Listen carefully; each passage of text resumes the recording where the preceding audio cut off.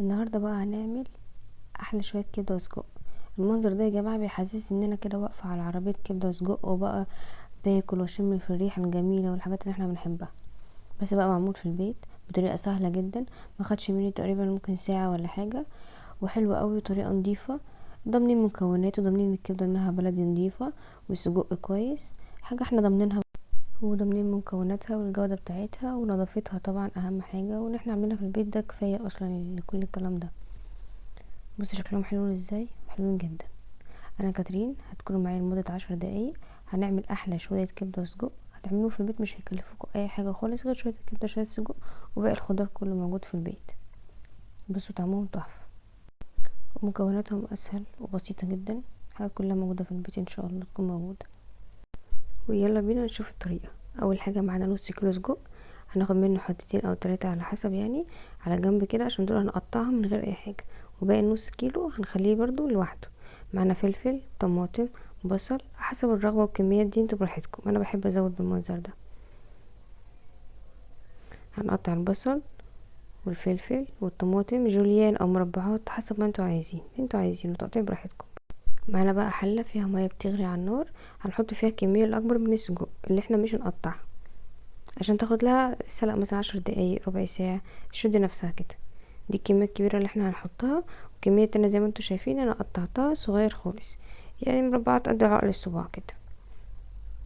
بعد كده معانا طاسة على النار فيها معلقتين زبدة، سمنة، زيت، قطعة ليا، حتة دهنة، يعني اي حاجة المتاح. هننزل بكمية السجق اللي احنا قطعناها من غير ما تتسلق، اللي هو الحتتين او التلاتة اللي احنا كنا سايبينهم.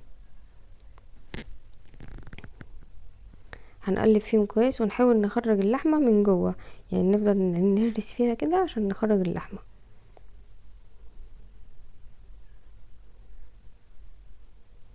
نقلب ونحاول بص وندوس كده بالمعلقة بنخرج اللحمة عشان تدينا صوص في الاخر نغمس فيه بقى كده ونتمزج بيه. السجق ده انا كنت جايباه مجمد، بس من مكان انا واثقه فيه يعني وكده.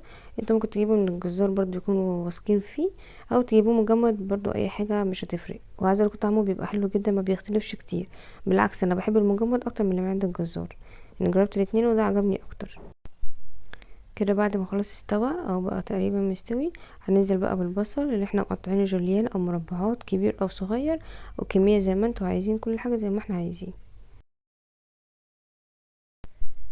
هنقلبهم بقى مع بعض كويس عشان البصل كله يتشوح زي بعضه. تعالوا بقى نشوف هنعمل ايه في باقي كميه السجق. هنجيب بوله او طبق فيه ميه بارده من الحنفيه عادي، والسجق اللي احنا مطلعينه من الميه اللي كانت بتغلي، هننزل السجق كله في الميه بحيث نوقف سواه، يعني هننزله يبرد شويه ونوقف السوا بتاعه. هيجي بقى بعد كده نطلعه ونقطعه مربعات صغيره او كبيره، او ممكن تحطوه اصلا زي ما هو سليم كده، بس تفصلوه عن بعضه يعني. تمام كده هنقطعه كله، نحاول نخليه قد بعضه. كانت سخنه ما كنتش عارفه امسكها اصلا، كان سخن يعني.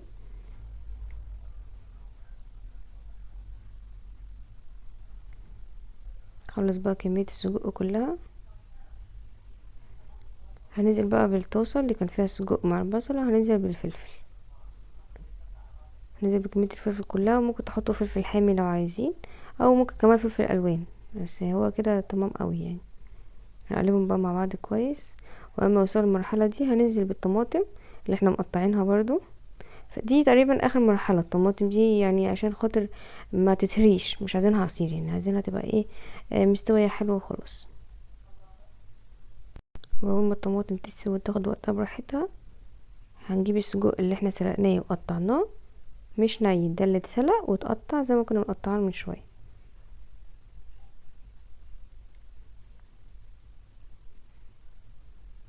هننزل بيه بقى على الطماطم والفلفل والبصل والسجق اللي هما الاولانيين، ونقلبهم مع بعض كويس.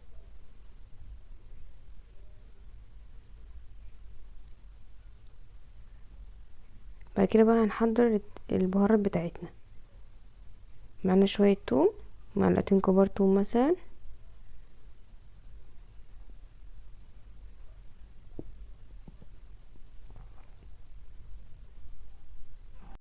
طبعا الكمون بطل الكبده والسجق. معانا معلقة كبيرة كمون،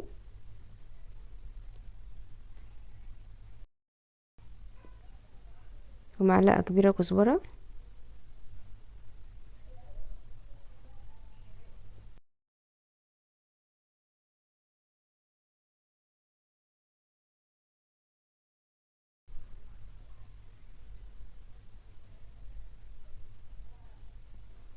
معانا معلقة كبيرة ملح. والملح والكمون والكزبرة والحاجات دي احنا ممكن بعد ما نحطهم لو حسينا ان احنا لسه عاوزين تاني نزود تاني عادي. معانا كمان معلقة صغيرة فلفل اسود، حاجة بسيطة خالص كده فلفل اسود. هنيجي بقى هنا وننزل الكمية اللي احنا عملناها، وهي عبارة عن توم ملح وفلفل وكمون وكزبرة. بعد ما تنزلوا البهارات بالثوم دي هتشموا ريحة، هتحسوا ان انتم معديين كده من قدام عربية كبدة وسجق. وانا من عشاق السجق على فكرة اكتر من الكبدة، يعني انا بعشق السجق. انتوا بعد الطريقة دي مش هتعملوا غيرها اصلا، بعد كده تعتمدوها في السجق على طول. هنيجي بقى نعمل الكبدة. طاسة فيها معلقة سمنة او زبدة او زيت برضو حسب المتاح، ومعلقة كبيرة توم. هنخلي التوم ده يوصل لمرحلة قبل الطش على طول، عارفين الطشة اللي لونها بيبقى دهبي غامق كده، احنا قبلها على طول. كده هننزل بالكبدة. طبعا الكبدة ما بتتغسلش، وهسيبها تنزل ميتها خالص براحتها. ممكن تغطوا عليها لو حاسين ان الكبدة كبيرة او مش هتستوي. والكبدة طلباتها مش كتير، هو الكبدة ومعاها فلفل وبهارات بس، مش محتاجة اي حاجة تاني. وانا على فكرة غطيت عليها ما سبتهاش لان هي كانت كبيرة مش هتستوي بسهولة. ده كده شكلها لما كانت قربت تستوي، بس هنسيبها شوية سوا عشان انزل معاها الفلفل يكمل سواهم مع بعض. هننزل بقى بالفلفل بتاعنا، فلفل رومي مقطعينه مربعات عادي، وممكن نحط معاه فلفل حامي. والكمية براحتنا، انا هنا كنت عاملة 3 فلفل ونص قرن فلفل حامي. هنقلبهم بقى مع بعض كويس، ونسيبهم لحد ما يستووا كده. واول ما يبقوا خلاص استووا هننزل بقى بتوم تاني، احنا حطينا توم في الاول وتوم في الاخر برضو. معلقة كبيرة توم عليها ملح وفلفل وكمون وكزبرة، وهنقلبهم كلهم مع بعض، وتطلع بقى الريحة اللي هتجننا كلنا دي. هنقلبهم بقى ونسيبهم حوالي 3 أو 5 دقايق تاني مع بعض يكملوا سواهم براحتهم. نيجي بقى نعمل الطحينة. اساس الاكلة برضو طحينة. معلقة كبيرة توم عليها معلقة طحينة ومية. والمية احنا بنزودها على حسب الرغبة. معانا عصرة نص ليمونة.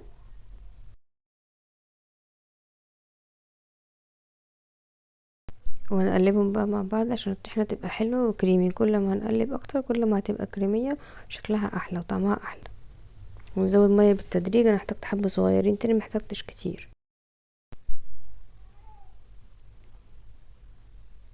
هنقلبهم بقى كويس مع بعض.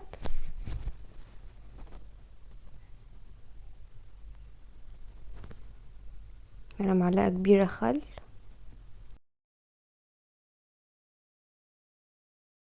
ملح، فلفل اسود،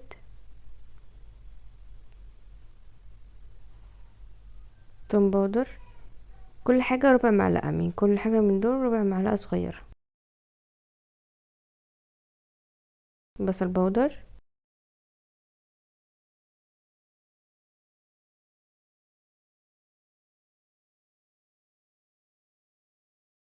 كزبرة،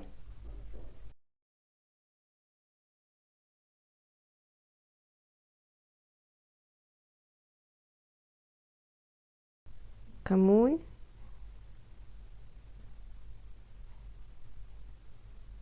ممكن نزود الكمون شوية لان الطحينة تحب الكمون برضو.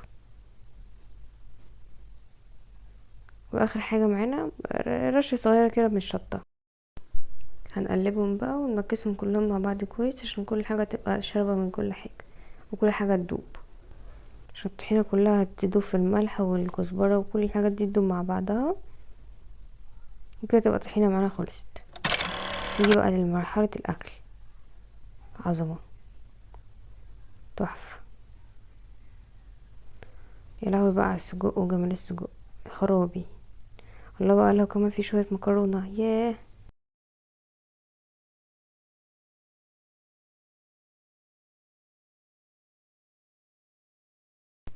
هتبقى حاجة فوق العظمة. ياريت تجربوها وتقولوا رايكم. باي باي.